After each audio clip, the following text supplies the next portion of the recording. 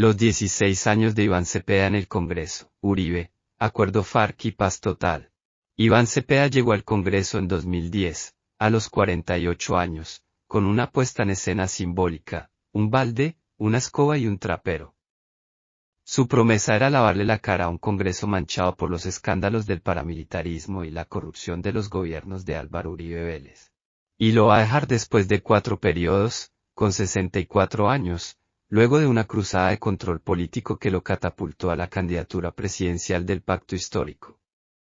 A través de sus debates, investigaciones y demandas, Cepeda sentó al político más poderoso de Colombia en el siglo XXI en el banquillo de los acusados en un juicio penal.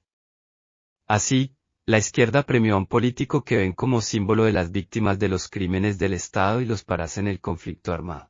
El filósofo salta al ruedo calificado como uno de los mejores congresistas de los últimos 15 años cargando los lastres de los casos de Santrich y Márquez, los desertores del acuerdo con las FARC. Como senador oficialista, durante el gobierno de Gustavo Petro, fue el arquitecto de la política de paz total, que ha fracasado. Y su mirada crítica sobre la corrupción estuvo ausente mientras el pacto histórico les abrió la puerta a clientelas y clanes de contratistas, y durante el escándalo de corrupción de la UNR, en el que el gobierno presuntamente compró votos en el Congreso. El filósofo que llegó a cuestionar la seguridad democrática. Iván Cepeda llegó al Congreso para rebatir el legado del gobierno Uribe, la política de la seguridad democrática, darle otro tono a la oposición del polo democrático y buscar justicia por el asesinato de su padre Manuel Cepeda.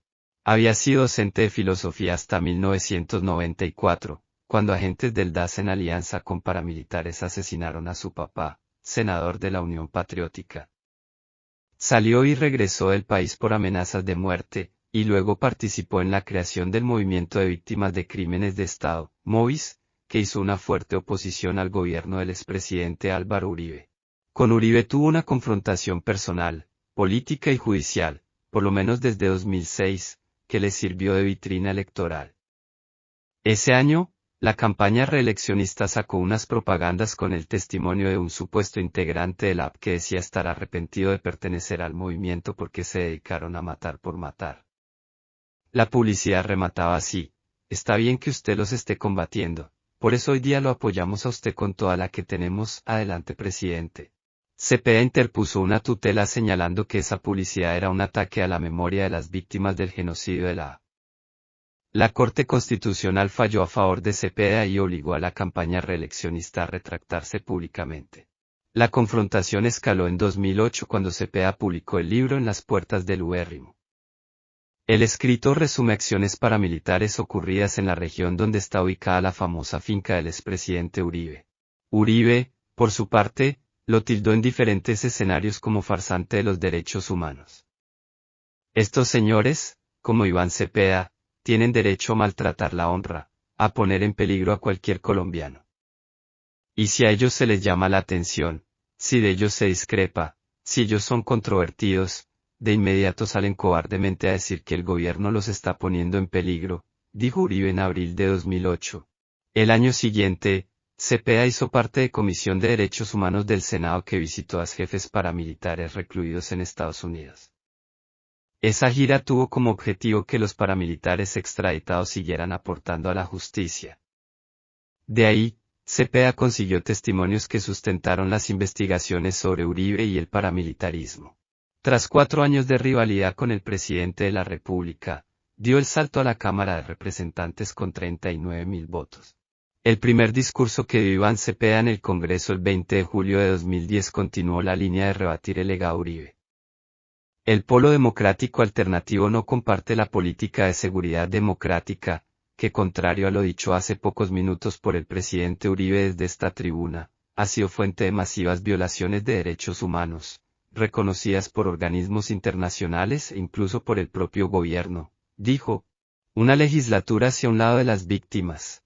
Ese primer periodo en la Cámara Iván Cepeda lo dedicó a hacer control político, y empezó a ocupar un asiento en la Comisión Segunda, que no ha dejado. Es poco visible, pero clave para ascensos militares, temas de seguridad y relaciones internacionales. En la Cámara se estrenó con un debate sobre el despojo de tierras en los Montes de María, habló de falsas desmovilizaciones y nuevos paramilitares en Colombia. Le pidió al gobierno de Santos, que en ese momento tenía esa competencia, modificar la ley para recortar el salario de los congresistas fijando un monto máximo y de manera excepcional buscara la reducción. No tuvo eco porque el gobierno dejó intacto el salario reemplazando unas primas salariales que habían tumbado unas sentencias del Consejo de Estado.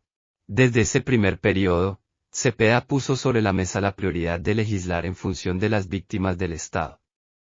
Lo dejó en claro cuando el Congreso debatió un proyecto para darles beneficios económicos a familiares de soldados y policías que quedaran en condición de discapacidad o murieran en actividad. Buscó archivarlo por no considerar a las demás víctimas civiles resultadas de los combates suscitados en el marco del conflicto armado o a las víctimas de crímenes del Estado. Pese a sus reparos, el proyecto se convirtió en ley. También cuestionó el proyecto de ampliación del fuero penal militar.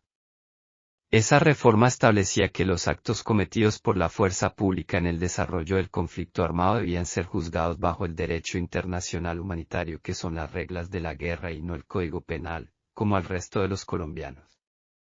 Era un deseo que habían manifestado desde hace años los militares y que finalmente Santos les concedió.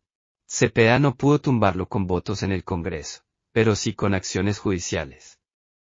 Él detectó que el trámite de aprobación tuvo vicios frente a la Ley Quinta que regula el proceder del Congreso. La Corte Constitucional le dio la razón y los militares se quedaron, en ese momento, sin esa garantía. Desde la oposición, Cepeda logró sacar adelante la ley que declaró como crimen de lesa humanidad la violencia sexual contra las mujeres, con ocasión del conflicto armado. De la cruzada contra Uribe a la paz de Santos. La sesión del 11 de abril de 2012 marcó la carrera política de Cepeda. Ese día, realizó un debate sobre el paramilitarismo en Antioquia. Presentamos reveladores datos, testimonios y material gráfico encontrado sobre el accionar paramilitar que tuvo lugar en el nordeste antioqueño entre 1995 y 1997, y que compromete la función del entonces gobernador Álvaro Uribe Vélez. Lo resumió. Uribe contraatacó en marzo de 2012 con una denuncia contra Cepeda en la corte por falsos testigos. Ese es el caso que terminó en una investigación contra Uribe por manipulación de testigos, por la que fue condenado en primera instancia y absuelto en segunda instancia, y tiene un recurso de casación en la Corte Suprema de Justicia. El rol de opositor de Cepeda bajó de intensidad cuando Santos soltó las banderas del uribismo y decidió emprender el acuerdo de paz con las FARC. Cepeda, por ejemplo, hizo parte de Colombianos por la Paz, que en 2011 medió por la liberación de 10 uniformados secuestrados por las FARC. Lideró foros desde la Comisión de Paz del Congreso, que luego sirvieron de insumo de las mesas de conversaciones con las FARC. En ese periodo, el homicidio de su padre Manuel Cepeda fue declarado como un caso de lesa humanidad. Cerró el 2014 calificado como el mejor representante a la Cámara del periodo por parte del panel de expertos de cifras y conceptos. Entonces dio el salto al Senado con 84.126 votos. En esa elección, Cepeda instó al Polo Democrático a respaldar la reelección de Juan Manuel Santos en la segunda vuelta como un guiño a la paz. En el escenario de la paz, el segundo periodo de Cepeda en el Congreso combinó debates mediáticos contra Uribe, independencia política frente a Santos y una labor de facilitador en el acuerdo con las FARC.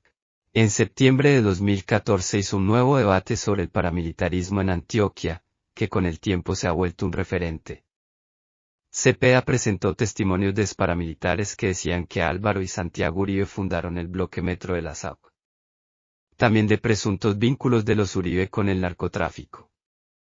El video de ese debate es el más visto del canal del Senado en YouTube.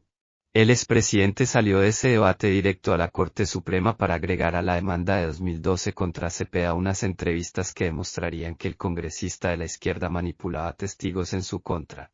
Tras ese debut en el Senado, Cepeda asumió un mayor protagonismo en la mesa de conversaciones con las FARC. Su misión era ser un facilitador a la sombra y ser uno de los múltiples canales alternos que usó Santos en varios momentos para comunicarse directamente con los negociadores de la guerrilla, saltándose a los negociadores oficiales. Cepeda se convirtió, según sus palabras, en el plomero del acuerdo. Su interlocución con los negociadores de las FARC fue entendida por la oposición como prueba de una cercanía ideológica y política con la guerrilla. De ese rol quedaron algunas de las fotos con jefes guerrilleros que hoy son usadas para atacar su campaña presidencial. Por ejemplo, está la foto de una llamada telefónica que tuvo con Iván Márquez en abril de 2017 justo en una sesión donde se hablaba del acuerdo. Cepeda justificó en su momento que fue una llamada legal porque Márquez no estaba en la clandestinidad. Era el líder del equipo negociador y delegado ante la Comisión de Seguimiento, Impulso y Verificación a la implementación de los acuerdos. En ese periodo, Cepeda votó y defendió el Fast Track, el mecanismo legislativo que aplicó Santos para blindar el acuerdo. Fue autor del proyecto que creó las 16 curules de paz e hizo campaña por el sí en el plebiscito. También buscó acercamientos con el Clan del Golfo para que se sometieran a la justicia, cosa que no pasó. Cerró el 2018 elegido, otra vez, como uno de los mejores senadores por el control político y la defensa del Acuerdo de La Habana. Pero justo en medio del cambio de gobierno, explotó el caso Santrich. El entrampamiento y la transición al Acuerdo de Santrich. El caso Santrich lo puso contra la pared y dejó, otra vez, en el aire su postura frente a la guerrilla. Jesús Santrich, quien había sido negociador de las FARC en el Acuerdo de La Habana, fue capturado en abril de 2018, señalado por la Fiscalía de Narcotráfico. Las acusaciones partieron de una operación de la DEA, avalada por el entonces fiscal Néstor Humberto Martínez, en la que Santrich fue engañado por agentes encubiertos que se hicieron pasar por narcos a los que les quería vender cocaína. Al final, fue dejado en libertad el 17 de mayo por una orden de la Corte Suprema de Justicia que ordenó respetar su fuero de congresista. Cepeda entró en ese episodio porque fue uno de los senadores, junto a Pablo Catatumbo, que fue a recibirlo a la salida de la cárcel, a pesar de las sombras que pesaban sobre él y mientras la Corte asumía la investigación. La oposición usó esa escena para decir, como lo había hecho antes con Iván Márquez, que Cepeda era afín a las FARC. Encima, Santrich se fugó y volvió a las armas en compañía de Márquez, lo que dejó a Cepeda en una posición aún más comprometida.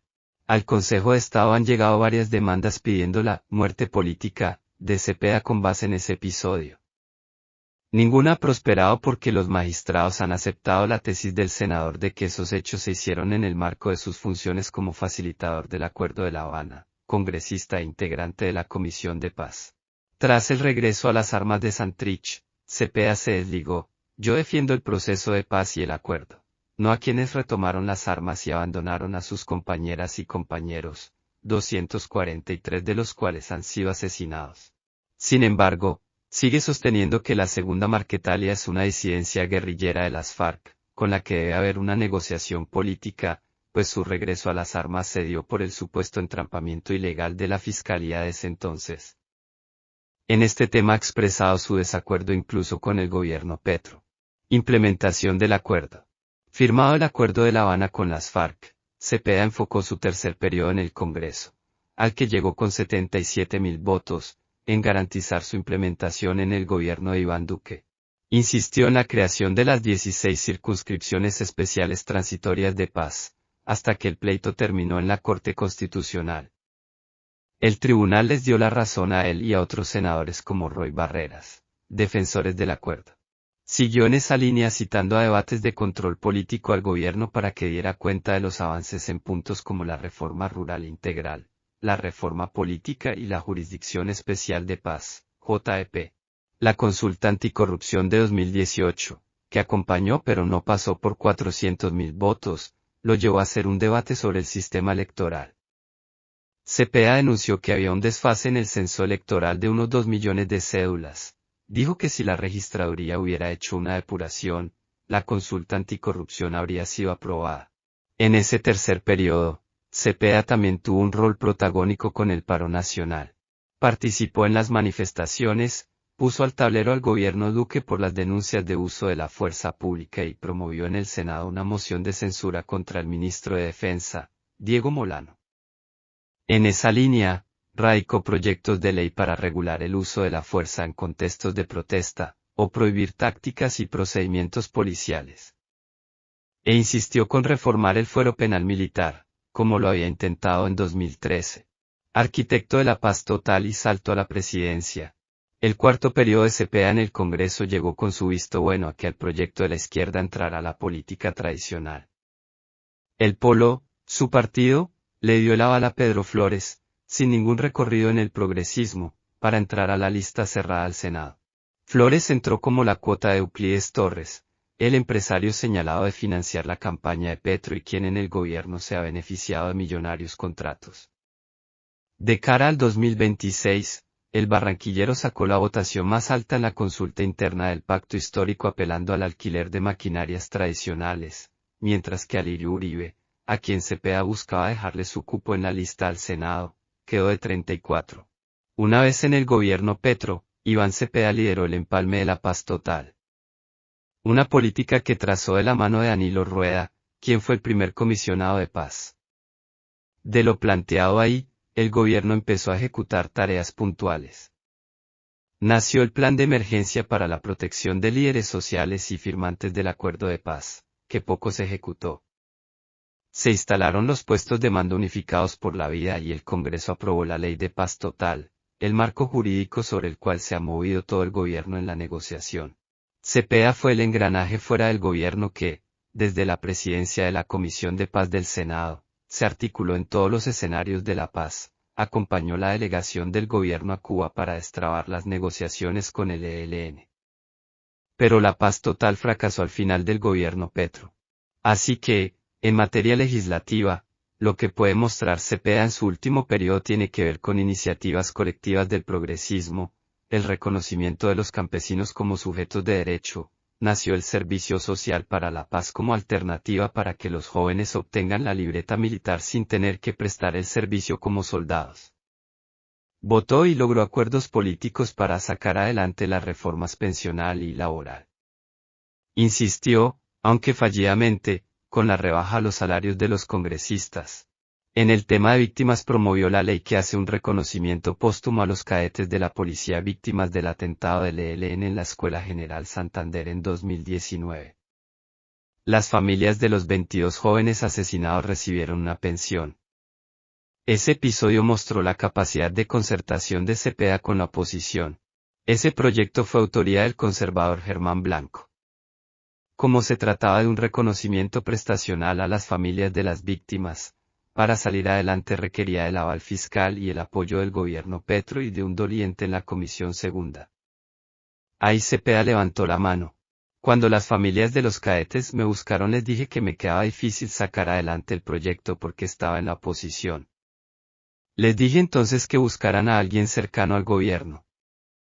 Me contaron que se acercaron a Iván Cepeda y él les dijo que sí, además de honrar a las víctimas, porque sabía que era un proyecto mío y él ha reconocido siempre desde la diferencia el trabajo que hacemos algunos senadores, dice Blanco. Los dos trabajaron en llave y sacaron la ley que le reconoce a las familias una pensión en el grado de teniente tras el ascenso póstumo. En este periodo, Cepeda terminó catapultado a la presidencia por la unificación del pacto y el largo trecho en la izquierda. Pero también porque las peleas que por años protagonizó con el expresidente Uribe Vélez terminaron en un juicio mediático con impactos políticos y judiciales. No obstante, entra al ruedo con interrogantes sobre su talante frente al gobierno Petro y los escándalos que marcan el fin del periodo. Cepeda ha guardado un largo y atronador silencio frente a la revelación de Noticias Caracol sobre la infiltración de las disidencias de las FARC en el alto gobierno. Frente a la crisis del gabinete con el cuestionado Armando Benedetti ha tenido salidas ambiguas. Expreso mi respaldo a las ministras y ministros de nuestro gobierno que piden una reflexión crítica sobre la llegada de Armando Benedetti a la Casa de Nariño. Existe una serie de hechos que cuestionan severamente la compatibilidad de esa decisión con nuestro proyecto político, dijo en ese caso. Pero ha sostenido que la llegada de Benedetti al proyecto progresista ha sido un acierto en la búsqueda de un acuerdo con bases liberales. Sobre el escándalo de corrupción de gestión del riesgo ha marcado responsabilidades públicas, pero no ha hecho control político. Nada exime a Olmedo López de su responsabilidad. No es una víctima manipulada por terceros. Es un funcionario que actuó en forma criminal con plena conciencia. Se robó recursos públicos destinados a atender a la población afectada por desastres naturales. Sobre él y sus cómplices todo el peso de la ley, ha dicho. Iván Cepeda arranca la contienda electoral con un caso importante para convertirse en el candidato de facto del oficialismo. El interrogante es si tendría la capacidad de capturar los votos que necesitaría por fuera de la izquierda para llegar a la segunda vuelta. Nunca olvidemos que somos servidores del pueblo, con el pueblo, para el pueblo, nada sin el pueblo.